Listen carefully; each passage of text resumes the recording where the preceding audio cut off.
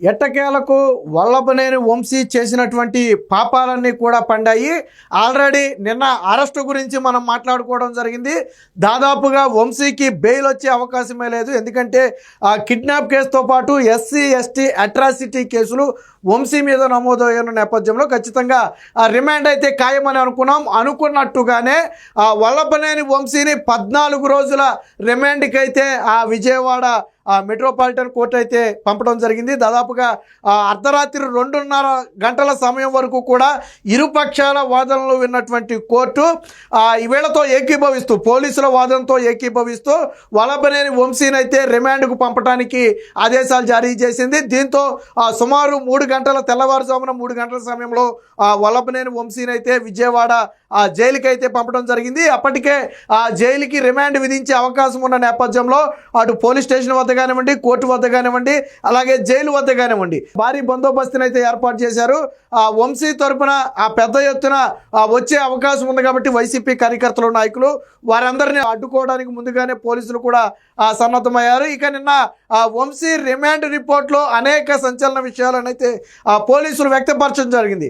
అందులో ప్రధానంగా ఒక తప్పు నుంచి బయటపడటం కోసం మరొక తప్పు చేశాడు అనేది కీలకమైనటువంటి ఆరోపణ. ముఖ్యంగా సత్యవర్ధన్ అనే వ్యక్తి గతంలో తెలుగుదేశం పార్టీ కార్యాలయం మీద దాడికి సంబంధించి ఫిర్యాదు ఇచ్చిన వ్యక్తి.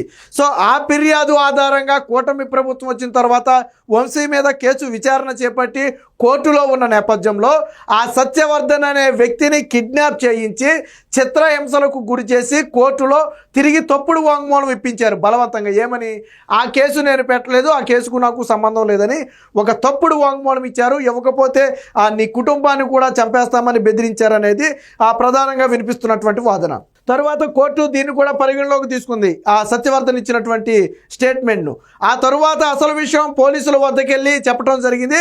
కుటుంబ సభ్యులు కూడా చెప్పారు. వాళ్ళ అబ్బాయిని కిడ్నాప్ చేసి బలవంతంగా స్టేట్మెంట్ ఇప్పించారు తప్ప వాళ్ళ అబ్బాయి తనంతటా తానుగా ఇచ్చిన స్టేట్మెంట్ కానే కాదు. ఈ స్టేట్మెంట్ ఇవ్వకపోతే నిన్ను చంపేస్తామని బెదిరించి దాదాపు 2-3 రోజుల పాటు చిత్రహింసలకు గురి చేసి బలవంతంగా స్టేట్మెంట్ ఇప్పించారని చెప్పి కిడ్నాప్ కేసు పెట్టడం జరిగింది. తల్లి సోదరుడు ఇద్దరు కూడా తన సోదరుడిని కిడ్నాప్ చేశారని చెప్పి కేసు పెట్టిన నేపథ్యంలో పోలీసులు అయితే కేసు నమోదు చేశారు. సో ఈ కిడ్నాప్ కేసుతో పాటు ఎస్సీ ఎస్టీ అట్రాసిటీ కేసులు నమోదు చేసి వెంటనే వల్లభనేని వంశీ మీద నిఘా పెట్టి అదుపులోకి అయితే తీసుకోవడం జరిగింది. అలాగే నేను వల్లభనేని వంశీ కూడా పదే పోలీసులతో వాగ్వాదానికి దిగటం, అలాగే పోలీసుల జీపు ఎక్కకపోవటం, పోలీసులు అడిగిన విషయాలకు సహకరించకపోవడం, దాదాపుగా 8 గంటల పాటు స్టేషన్లో వల్లభనేని వంశీని అయితే విచారించడం జరిగింది. సో ఆ విచారణలో వంశీ కూడా దేనికి సమాధానాలు అయితే చెప్పడానికి ఒప్పుకోలేదు. ఈ కిడ్నాప్కి నాకు సంబంధం లేదని మాత్రమే చెప్పినట్టుగా తెలిసింది. ఇక వల్లభనేని వంశీతో పాటు మరొక 2 వ్యక్తులు ఎవరైతే ఈ కిడ్నాప్లో ఇన్వాల్వ్ అయినటువంటి మరొక 2 వ్యక్తులు ఉన్నారో వారిద్దరిని మొత్తంగా 3 కూడా విజయవాడ జైలుకి అయితే నిన్న పంపడం జరిగింది. తెల్లవారుజామున 3 గంటల సమయంలో వీరు 3 కూడా ఆ జైలుకి అయితే తరలించారు. సో రిమాండ్ రిపోర్ట్లో వంశీ చేసినటువంటి అనేక అరాచకాలంటే వంశీ మీద ఇప్పటికే 16 క్రిమినల్ కేసులు ఉన్నాయి. సాధారణంగా అందరూ అనుకుంటున్నారు వంశీని ఏదో ఇప్పుడు కూటమి ప్రభుత్వం కక్షగట్టి అరెస్ట్ చేసింది అనుకుంటున్నారు. ఈ కేసును పక్కన పెట్టి వంశీ మీద 16 క్రిమినల్ కేసులు ఆల్రెడీ ఉన్నాయి. గతంలో చెరువుల తవ్వకానికి సంబంధించి అక్రమంగా హైకోర్టు చివాట్లు పెట్టింది వల్లభనేని వంశీకి. సో ఇవన్నీ కూడా ఇప్పుడు రిమాండ్ రిపోర్ట్లో అయితే పోలీసులు పొందుపరిచారు. ఇదే సమయంలో కూటమి నేతలు కూడా గతంలో వంశీ చేసినటువంటి అరాచకాలన్నిటి మీద కూడా బయటకు వచ్చి మాట్లాడటంతో పాటు చేసిన తప్పుకి ఖచ్చితంగా శిక్ష అనుభవించాలని చెప్పి వారైతే చెప్పడం జరిగింది. సో దీనికి సంబంధించిన వార్త అయితే వచ్చింది, ఒకసారి చూద్దాం. వంశీ అరెస్టు, బెదిరింపు, kidnap, SC ST atrocity case హైదరాబాద్లో అరెస్టు చేసి విజయవాడకు తరలింపు. టీడీపీ కార్యాలయంపై దాడి కేసులో మరొక మలుపు. కేసు వాపసు కోసం ఫిర్యాదుదారుడికి బెదిరింపు. రాజీకి రాకపోతే నా తమ్ముడినే చంపేస్తామన్నారు. నన్ను నా తల్లిదండ్రులను హెచ్చరించారు. కోర్టులో నా తమ్ముడితో బలవంతపు వాంగ్మూలం ఇప్పించారు. కిడ్నాప్ చేశారని సత్యవర్ధన్ సోదరుడి ఫిర్యాదు. ఈ కిడ్నాప్ కేసులో వంశీని A1గా చేరుస్తూ 2 కేసులు అయితే పోలీసులు నమోదు చేశారు. కృష్ణలంక పోలీస్ స్టేషన్లో సుదీర్ఘ విచారణ, అన్ని ప్రశ్నలకు తెలియదు అనే సమాధానం, వైద్య పరీక్షల అనంతరం కోర్టులో హాజరు. సో నోటోరియస్ క్రిమినల్, చట్టం న్యాయం అంటే వంశీకి లెక్కలేదు. ఆయనపై 16 క్రిమినల్ కేసులు. ఫిర్యాదుదారుడు సత్యవర్ధన్కు బెదిరింపులు, బలవంతంగా కేసు వాపసు వాంగ్మూలం. హైదరాబాద్లో రాత్రంతా చిత్రహింసలు, విశాఖ హోటల్ గెస్ట్ హౌస్లో నిర్బంధం, రిమాండ్ రిపోర్ట్లో పోలీసులు. సో ఎవరైతే ఈ సత్యవర్ధన్ అనే వ్యక్తి ఉన్నాడో ఈ వ్యక్తిని అత్యంత దారుణంగా హైదరాబాద్లో ఒక రాత్రి అంతా హింసించి తరువాత విశాఖలోని ఒక హోటల్ గెస్ట్ హౌస్లో నిర్బంధించి చిత్రహింసలకు గురి చేసి తాను వాపసు తీసుకుంటాను కేసుని అని చెప్పిన తరువాత మాత్రమే బయటికైతే వదలటం జరిగింది. సో ఇదే అంశాన్ని పోలీసులు కూడా తమ రిమాండ్ రిపోర్ట్లో పెట్టారు. ఇక పథకం ప్రకారమే నాడు దాడి అని చెప్పి బూతుల వర్షంతో రెచ్చగొట్టిన వంశీ, టీడీపీ నేతలను గన్నవరం రప్పించి రాళ్ల వర్షం, టీడీపీ కార్యాలయం ధ్వంసం, కార్ల దహనం, అడ్డుకున్న టీడీపీ శ్రేణులపై రౌడీలతో దాడి, పట్టాభి లక్ష్యంగా రోజంతా కూడా బేభత్సం అని చెప్పి చెప్పడం జరిగింది. ఇది మొత్తంగా వంశీ అరాచకాలకి సంబంధించి రిమాండ్ రిపోర్ట్లో పెట్టినటువంటి అంశాలు.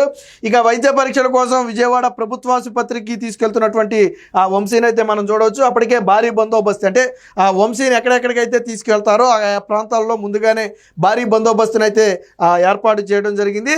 అయితే వంశీకి అనుకున్నంతగా వైసీపీ నేతల నుంచి కూడా మద్దతు రాలా.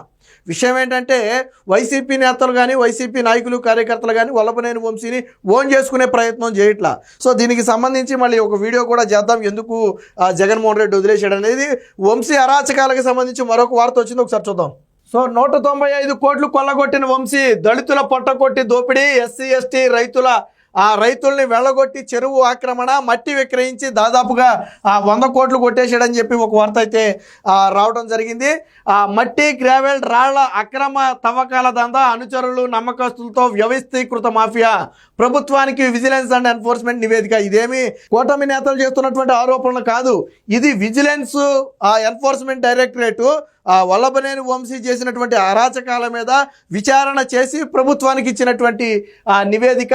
సో ఇందులో పూర్తిగా వంశీ తన సన్నిహితులు, అనుచరులు, నమ్మకస్తులతో ఒక మాఫియాను, ఒక నియంత వ్యవస్థనే నడిపారు అనేది విజిలెన్స్ అయితే ఇచ్చినటువంటి ఇది. దీంట్లో ఎవరెవరు ఇన్వాల్వ్ అయి ఉన్నారు అంటే దాదాపుగా ఒక 14 మంది పేర్లు అయితే ప్రధానంగా ఉన్నాయి. ఈ 14 మందిని దగ్గర పెట్టుకుని వంశీ అయితే తమ దందాలను అయితే సాగించినట్టుగా తెలుస్తుంది. వైకాపా నాయకుడు గన్నవరం మాజీ ఎమ్మెల్యే వల్లభనేని వంశీ మట్టి గ్రావెల్ రాళ్ల అక్రమ తవ్వకాల ద్వారా 195 కోట్లు కొల్లగొట్టినట్టు విజిలెన్స్ అండ్ ఎన్ఫోర్స్మెంట్ డైరెక్టరేట్ అయితే తెలిసింది. అత్యంత సన్నిహితులైన అనుచరులు, నమ్మకస్తులతో ఒక నెట్వర్క్ను రూపొందించినట్టుగా తెలిసింది. బాపులపాడు, గన్నవరం, విజయవాడ గ్రామీణ మండలాల పరిధిలోని గణప మీటర్లు, దాదాపుగా 24 లక్షల గణప మీటర్లకు పైగా గ్రావెల్ని అయితే దోచేసినట్టుగా తేల్చారు. దీని మొత్తం విలువ దాదాపుగా 195 కోట్లకు పైగానే ఉంటుందని తెలిసింది. పైగా అప్పట్లో బలవంతంగా అధికారులతో అనుమతులు తెప్పించుకుని, వాస్తవానికి వీటన్నిటికీ పర్మిషన్స్ కావాలి, కానీ వల్లభనేని వంశీ భయపెట్టి బెదిరించి ప్రభుత్వం వాళ్ళది కాబట్టి వాళ్ళ ద్వారా బలవంతంగా అనుమతులు తెచ్చుకుని ఈ అక్రమ దందా నిర్వహించినట్టుగా అయితే తేలింది. ఏదేమైనా మొత్తంగా వల్లభనేని వంశీ చేసినటువంటి పాపాలు ఒక్కొక్కటిగా బయటకు వస్తున్నాయి. ప్రధానంగా ఒక కేసు నుంచి తప్పించుకోవడం కోసం కిడ్నాప్ చేసి మరొక కేసులో వల్లభనేని వంశీ అయితే ఇరుక్కోవడం జరిగింది. ఇప్పుడు 2 కేసులు కూడా వల్లభనేని వంశీ మెడకు బలంగా చుట్టుకునే అవకాశం ఉందని చెప్పి రాజకీయ వర్గాల విశ్లేషణ.